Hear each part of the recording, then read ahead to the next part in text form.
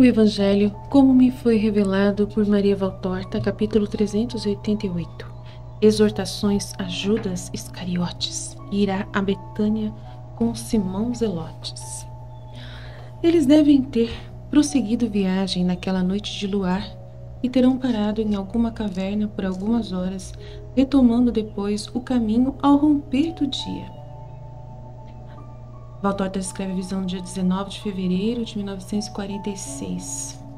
Eles devem ter prosseguido viagem naquela noite de luar e terão parado em alguma caverna por algumas horas, retomando depois o caminho ao romper do dia. Estão visivelmente cansados, pois é um caminho muito difícil, passando por sobre pedras quebradas, por entre arbustos espinhosos e lianas que por cima delas alastraram, enleando-se-lhes aos pés, enleando-se... Nossa, é difícil. É muita palavra difícil que a Valtorta escreve. Enleando-se-lhes aos pés. Gente, olha. Enleando-se-lhes aos pés. Meu Deus, que difícil. Quem vai à frente da marcha é Simão com Zelotes, que parece conhecer bem aqui o lugar, e que se desculpa por causa da dificuldade do caminho, como se aquela dificuldade fosse causada por ele. Agora, quando estivermos novamente naqueles montes que estás vendo, poderemos andar melhor. E eu vos prometo mel selvagem e águas puras em abundância. Águas? Eu me jogarei dentro delas. A areia já me roeu os pés como se eu estivesse caminhando em cima do sal. E a pele está toda ardendo. Que lugares amaldiçoados! Oh, percebe-se sim, percebe-se que estamos perto daqueles lugares que foram castigados pelo fogo do céu. Aquele fogo ficou ainda no vento, na terra, nos espinhos, em tudo, exclama Pedro. Contudo, aí Jesus fala, aí alguém fala aqui, acho que é Simão Zelotes. Contudo, era uma beleza tempos atrás, não é verdade, mestre? Muito bonito. Nos primeiros séculos do mundo, estes lugares eram um pequeno Éden. O solo era fertilíssimo, rico de fontes que serviam para muitos usos, e estava preparado para dar semente, o que é bom. Depois, a desordem dos homens pareceu atingir também os elementos, e aí veio a ruína. Os sábios do mundo pagão explicam de muitos modos o terrível castigo. De modos humanos, mas às vezes com um terror supersticioso. Mas, crede, foi somente a vontade de Deus que desfez a ordem em que estavam os elementos, e os do céu se uniram aos das profundezas. Chocaram-se, arremeteram-se uns contra os outros, como em uma dança perigosa. Os raios fizeram pegar fogo no betume, que os veios abertos do solo haviam deixado que se derramasse desordenadamente. E o fogo saía das vísceras da terra, e ainda vinha o fogo do céu alimentar o da terra. É o Gênesis 19, 23, 25. Castigados pelo fogo, nota, castigados pelo fogo, como é mencionado em Gênesis 19, 23, 25. A referência, né? E aí Jesus está falando aqui. E o fogo saía das vísceras da terra, e ainda vinha o fogo do céu alimentar o da terra, e abrir com a espada dos seus raios novas feridas na terra, que tremia em uma convulsão espantosa, queimando, destruindo, corroendo até a distância de estádios e mais estádios um lugar que antes era um paraíso, e fazendo dele este inferno que estás vendo, e no qual não há sinal de vida. Os apóstolos escutam atentamente. Bartolomeu pergunta: crês tu que, se pudesse secar estas águas espessas no fundo do grande mar, encontraríamos restos das cidades castigadas? Com certeza. E até coisas quase intactas, porque a espessura das águas faz como a cal, recobrindo e conservando as cidades que foram sepultadas. Mas o Jordão espalhou muita areia sobre elas, e elas ficaram sepultadas 2 vezes, para que não possa levantar-se mais. E são um símbolo daqueles que, obstinados em suas culpas, estão inexoravelmente sepultados pela maldição de Deus e pela prepotência de Satanás. ao qual com tanta paixão eles serviram em suas vidas. Esse é Sodoma e Gomorra que ele está falando aqui.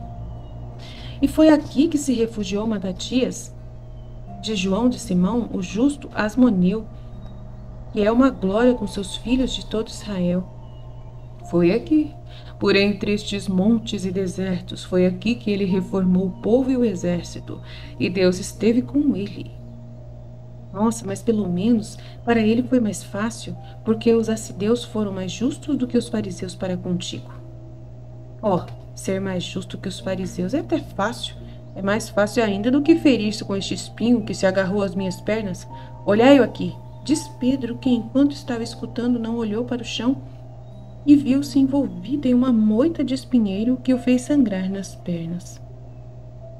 Nos montes há menos espinhos, estás vendo como estão diminuindo? Conforta o Simão Zelotes. És muito prático.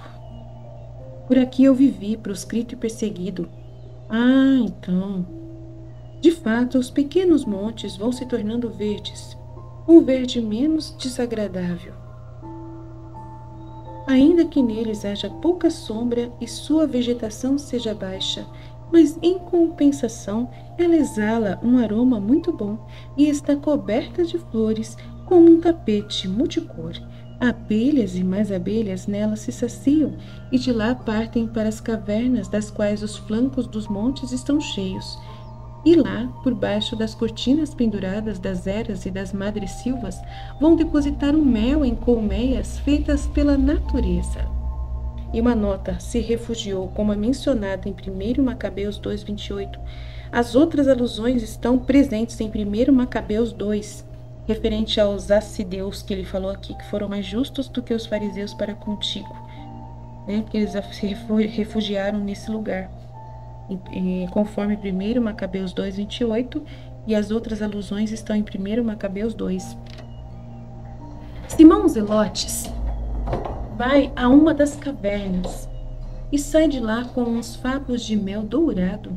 Depois vai a outra e a mais outra, e a outra ainda até apanhar mel para todos, e o oferece ao mestre e aos amigos que comem com gosto doce mel que está pingando. Se tivéssemos pão, como é bom, diz Tomé. Também? Sem é bom. É melhor do que as espigas dos filisteus. E esperamos que nenhum fariseu venha dizer-nos que não podemos comer, diz Tiago de Zebedeu. Vão comendo assim e chegam a uma cisterna, na qual se vertem as águas de alguns riachos, para se canalizarem depois, não sei indo para onde. A água que sobra sai da cavidade. É uma água fresca, cristalina, e está protegida do sol e da contaminação, pela proeminência da rocha onde a cisterna foi escavada. E ao cair forma um pequeno lago na rocha de sílica escura. Com evidente prazer, os apóstolos se despem e um por um vão se lançando na água do tanque inesperado. Mas antes quiseram que Jesus gozasse daquele prazer para ficarem depois santificados em seus membros.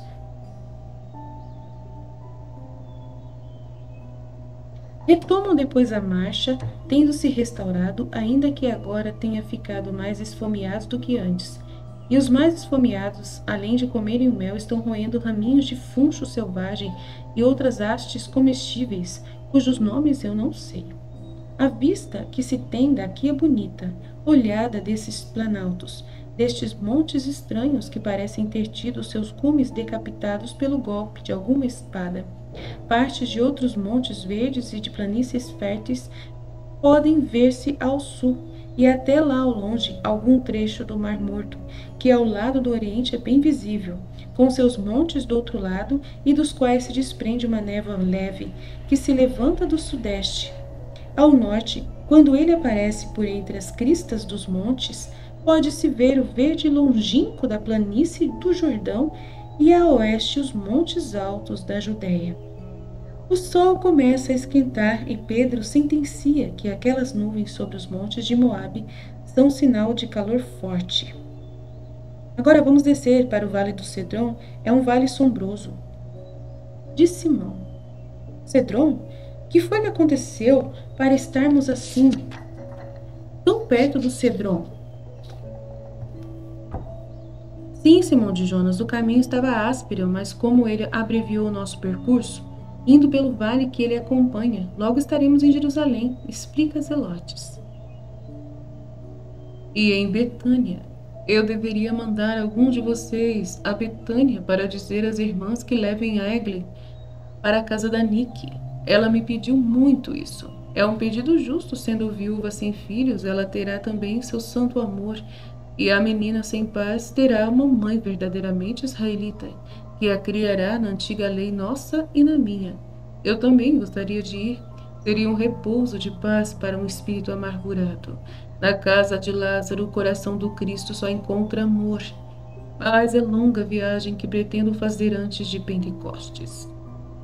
Manda-me, Senhor, e comigo alguém de boas pernas. Iremos a Betânia e depois subirei de novo para Queriote, e lá nos encontraremos. Diz entusiasmado o Iscariotes. Os outros, ao contrário, esperando como estavam ser escolhidos para aquela viagem que os separaria do Mestre, não estão nada entusiasmados. Jesus fica pensando e ao pensar olha para Judas. E Judas insiste. Sim, mestre, fala que sim. Dá-me essa alegria.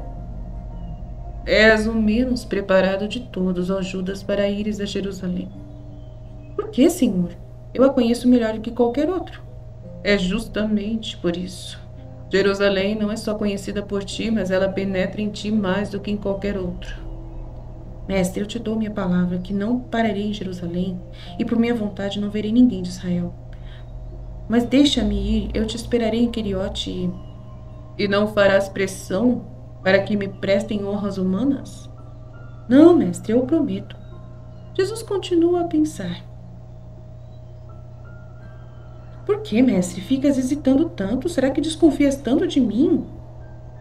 Tu és um fraco, Judas, e afastando-te da força cais. Estás sendo bom já há algum tempo. Por que queres ir perturbar-te e depois dar-me desgostos? Mas não, mestre, eu não quero tais coisas. Um dia, certamente, eu deverei ficar sem ti, então como farei se não tiver me preparado?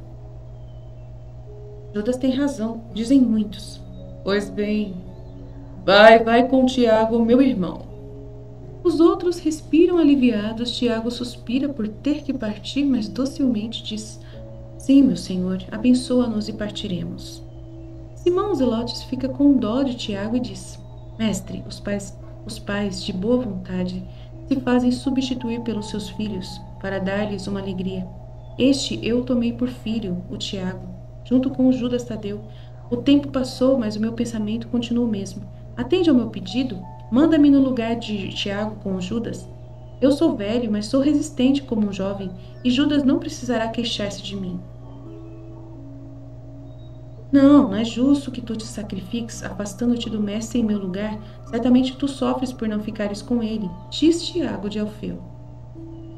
O sofrimento se tempera com a alegria de deixar-te em companhia do mestre, filho. Contar-me-ás depois o que fizeste? Por outro lado, eu vou de boa vontade a Betânia. Termina os Zelotes como querendo diminuir o valor de sua oferta. Está bem, irei vocês dois. Por enquanto, vamos continuar a andar até aquele pequeno povoado. Quem poderá subir e ir procurar pão em nome de Deus? Eu! Todos querem ir, mas Jesus retém consigo Judas de Queriote. Depois que todos já se afastaram, Jesus lhes segura as mãos e lhe fala cara a cara. Fica parecendo que ele quer transmitir-lhe o seu pensamento e sugestioná-lo até que Judas não possa mais ter outros pensamentos que não sejam aqueles que Jesus quer. Judas não... Aí ele fala, Judas, não faças mal a ti mesmo. Não te faças mal, meu Judas. Não é verdade que não te sentes mais calmo e feliz ultimamente, livre daquelas sanguessugas da pior parte, que fazem a parte pior do teu eu humano, que é uma isca de Satanás para ti, que usa tão facilmente e o mundo também? Sim, é assim que te sentes, não? Pois bem, trata de preservar a tua paz que está agora, o teu bem-estar que alcançou agora. Não faças mal a ti mesmo, Judas. Eu leio dentro de ti, estás agora em um momento tão bom. Oh, pudesse eu, à custa de todo o meu sangue, conservar-te sempre assim, meu filho, destruir até o último baluarte. no qual se aninha quem é um grande inimigo para ti e tornar-te todo espírito. Inteligência de espírito, amor de espírito, espírito, espírito. Judas, peito a peito, cara a cara com Jesus. Judas, peito a peito, cara a cara com Jesus, tendo suas mãos nas mãos dele, está quase atordoado e murmura: fazer mal a mim, o último baluarte, qual será ele? Qual? Tu sabes com o que é que te estás fazendo mal. É com isso de você ficar cultivando pensamentos de grandeza humana, de amizades humanas, que tu supões que sejam úteis para te darem essa grandeza humana. Israel não te ama, Judas, acredite. Ela te odeia como odeia a mim, como odeia quem quer que possa ter o aspecto de um provável triunfador sobre ela. E tu, justamente porque não escondes o pensamento de quereres ser grande, és mais odiado. Não creias nas palavras mentirosas deles, nem em suas falsas perguntas feitas com a desculpa de que estão se interessando em ajudar-te a me colocar como o rei deles. Eles te rodeiam para te fazerem mal, para ficarem sabendo e poderem nos prejudicar e te prejudicar. Eu não te peço por mim, mas por ti somente. É você mais que vai ser prejudicado. Eu, se fui escolhido para ser o alvo da maldade, serei sempre o Senhor e Redentor. Poderão torturar minha carne e matá-la, mas nada mais do que isso. Mas tu não, a ti matariam até a tua alma também. Foge das tentações, meu amigo, dize-me que fugirás delas. Dá ao teu pobre mestre perseguido, angustiado, esta palavra de paz. Jesus o tomou entre os braços e lhe vai falando palavra por palavra, perto do seu ouvido, e os cabelos de um louro escuro de Jesus se misturam com os pesados cabelos encaracolados pretos de Judas. Eu sei bem que hei de padecer e morrer, eu sei. Esse é o meu destino. Sei que minha coroa só será o de mártir, Judas. Sei que a minha púrpura só será o meu sangue. Para isso é que eu vim. É para isso que eu vim. Lembra-te dos profetas. Porque por meio deste martírio eu redimirei a humanidade. E o amor, desde um tempo sem limites, a essa ação me excita. Eu vou em direção a isso, Judas.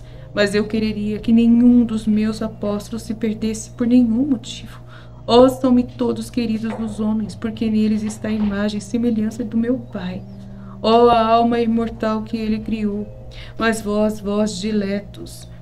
A imagem e semelhança do Pai é a alma, gente, é a alma, tá vendo? A alma imortal que ele criou. Mas vós diletos e prediletos, vós que sois sangue do meu sangue e pupila dos meus olhos. Não, perder-vos não. Pois não haverá outra tortura igual a esta. Ainda que Satanás cravasse em mim as suas armas, até acesas em seus enxofres infernais, e me mordesse e me amarrasse. Ele que é o pecado, o horror, a repugnância. Não haverá tortura igual a esta para mim, de um eleito meu se perder. Judas, meu Judas, mas queres que eu peça ao Pai que eu passe 3 vezes por minha paixão horrível, e dessas 3, 2 sejam só para você, para a tua salvação? Dize-o para mim, amigo, e eu o farei. Eu direi que multiplicarei até o infinito os meus sofrimentos só por você. Eu te amo, Judas, amo-te muito, e quereria dar-te a mim mesmo, fazer-te outro eu para salvar-te de ti mesmo. Mestre, não chores, não fales assim, mestre. Eu também te amo, eu também me daria a mim mesmo para ver-te forte, respeitado, temido e triunfante. Poderei não te estar amando com perfeição, não estar pensando com perfeição como tu queres, mas faço uso de tudo que sou, e talvez dele até eu abuse, e por Javé eu te juro que não me aproximarei nem dos escribas, nem dos fariseus, nem dos saduceus, nem dos judeus, nem dos sacerdotes. Eles vão dizer que eu estou doido, não tem problema, mas não me importa. Basta-me que tu não te aflijas por mim, por favor. Estás contente? Um beijo, mestre, um beijo para ter a tua bênção e a tua proteção.